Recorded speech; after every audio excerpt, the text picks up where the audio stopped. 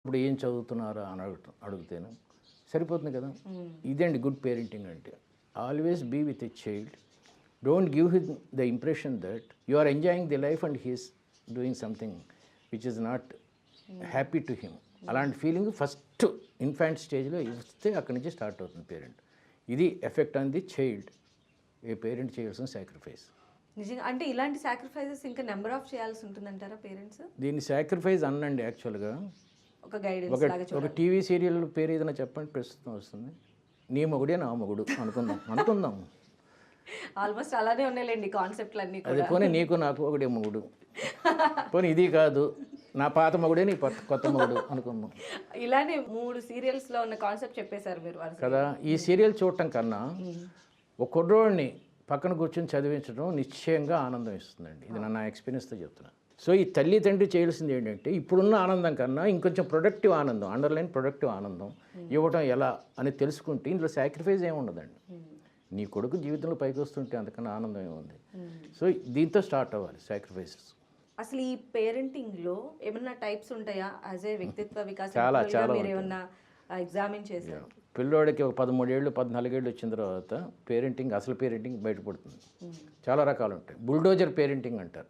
Bulldozer parenting అంటే పిల్లవాడు నడుస్తూ ఉంటే వాడు ముందే తల్లి తండ్రి ఒక బుల్డోజర్లో వెళ్ళి ముళ్ళు అవి తీసేసి చెట్లు అవి తీసేసి దారి పర్ఫెక్ట్గా వేసేస్తూ ఉంటారు. ఈ పిల్లవాడికి చెక్కి డ్రాఫ్ట్కి తెలియదు తేడా. పోస్ట్ ఆఫీస్కి వెళ్తే రెవెన్యూ స్టాంప్ కొనాలా మామూలు స్టాంప్ అంటే బుల్డోజర్ పేరెంటింగ్లో మొత్తం అంతా చేసేసారు. ఇది బుల్డోజర్ పేరెంటింగ్. వాడికి ఏం తెలియదండి అసలు. యూనివర్సిటీలో సర్టిఫికేట్ తీసుకోవడం కూడా తెలియదు. వాడు అలా పెరుగుతాడు. వాడికి మంచి చాలామంది తల్లులు అంటుంటారు మా వాడు నేను లేకపోతే తినలేడండి. అది bulldozer parenting. Next is called helicopter parenting. అంటే తల్లి కొడుకు వెళ్తూ ఉంటే పైనుంచి వాళ్ళు వెళ్తూ ఉంటారు. నాన్న అటెళ్లకు అటు నీళ్లు ఉన్నాయి, ఇటెళ్లకు కొండ ఉంది, ఇటెళ్లకు అని పైనుంచి వాడిని నానా షంటేస్తూ ఉంటారు. బుల్డోజర్ పేరెంటింగ్ హెలికాప్టర్ పేరెంటింగ్కి బుల్డోజర్ పేరెంటింగ్లో సలహాలు గిలహాలు ఏమి ఉండవండి. వాడు వెళ్ళిపోయి చేసేస్తూ ఉంటారు. హెలికాప్టర్ పేరెంటింగ్లో నిశ్చయం సలహాలు ఇస్తూ ఉంటారు. ఎంబీబీఎస్ చదవద్దు నాన్న, నువ్వు రక్తం భరించలేవు, గో ఫర్ సమ్ అలా చెప్తూనే ఉంటారండి. దీన్ని కాల్డ్ హెలికాప్టర్ పేరెంటింగ్.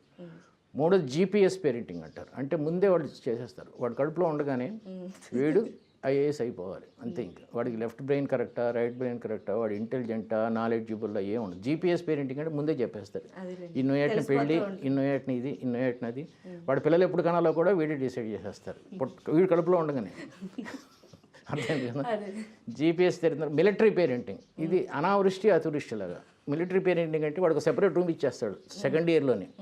వాడు అమ్మతో బ్రేక్ఫాస్ట్ కూడా ఫోన్లో చెప్పాలి. అమ్మ నేను వస్తున్నాను బ్రేక్ఫాస్ట్ కంటే అప్పుడు వీడు సర్వెంట్కి చెప్తే సర్వెంట్ అయినా చేస్తే వాడు వెళ్తాడు అనమాట. దీన్ని మిలిటరీ పేరెంటింగ్ అంటారు. వాడు రాత్రి 1 గంటకు వచ్చినా వాడికి సెపరేట్ కీ ఉంటుంది, వాడు వెహికల్ వాడుకుంటుంది, అమ్మ నాన్న ఎక్కడ పడుకుంటారు. అన్నిటికన్నా మంచి పేరెంటింగ్ పిరమిడ్ పేరెంటింగ్ అండి. పిరమిడ్ పేరెంటింగ్ అంటే ఇప్పుడు మీకు 3 years బేబీ ఉన్నాడు అన్నారు, చదువులో బాగుంటాడు ఎక్స్ట్రాడినరీగా ఉండకపోయినా 60 above అంటే ఫస్ట్ క్లాస్. ఒక గేమ్ ఉండాలండి, ఏదో ఒక గేమ్, ఫుట్బాల్ కానీ క్రికెట్, ఒక మ్యూజిక్ కానీ డ్యాన్స్ కానీ పెయింటింగ్ కానీ ఉండాలండి. ఇలా 3-4 ఉండి వాడికి 10 years వచ్చిన తర్వాత ఒక దాంట్లో వీక్గా ఉండి 2-3 స్ట్రాంగ్గా ఉంటాడు. ఈ ఒకటి వదిలేయండి, ఈ 2 తీసుకెళ్ళండి. మళ్ళీ వెళ్ళిన తర్వాత ఒకటి వదిలేయండి.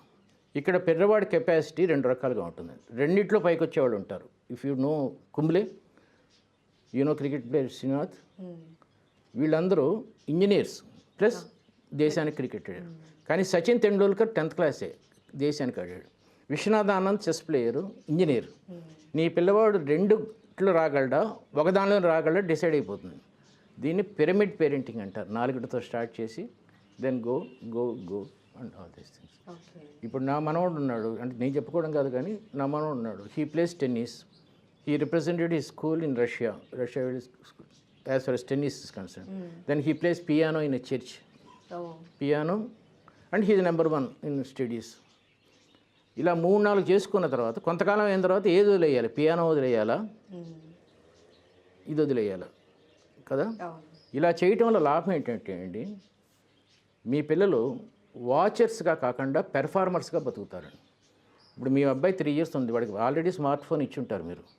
వాడు ఇంటర్నెట్లో అది చూస్తూ ఉంటాడు. వాడు మేధావి కదా, వాడికి ఏ ఛానల్లో ఏమొస్తుందో తెలుసు అని. ఇది మేధావితనం అని పొంగిపోకూడదు. వాడికి మీరు ఏ పియానో నేర్పారనుకోండి, దీనికన్నా పియానో బాగుంటుందన్న వాడికి ప్రొడక్ట్ అలవాటు. చదువుకి మధ్యలో స్మార్ట్ ఫోన్ కన్నా చదువుకి మధ్యలో పియానో కానీ గేమ్స్ కానీ పెయింటింగ్ కానీ ఉంటే he shift this relaxes in this and again go for studies. వాడేం చేస్తాడు, దీనికి వచ్చి మళ్ళీ దానికి వెళ్తాడు, స్మార్ట్ ఫోన్కి వచ్చి. బట్ ఇక్కడ డిఫెక్ట్ ఏంటంటే smart phone is more attractive than studies. అప్పుడు దాన్ని తగ్గిపోయి ఇది పెరిగిపోతూ ఉంటుంది. దీన్ని అన్ప్రొడక్టివ్ పేరెంటింగ్ అంటారు. అలా కాకుండా pyramid parenting is the great parenting. Okay, అయితే మీరు చెప్పండి, ప్యాసివ్ పేరెంటింగ్కిను ఆథరైజ్డ్గా ఉండేటువంటి పేరెంటింగ్ ఏంటి? అదే ముఖ్యంగా తండ్రులు 3 రకాలుగా ఉంటారండి. ప్యాసివ్ అన్నారు కదా, ప్యాసివ్ అథారిటేటివ్ ప్యాసివ్ పాజిటివ్.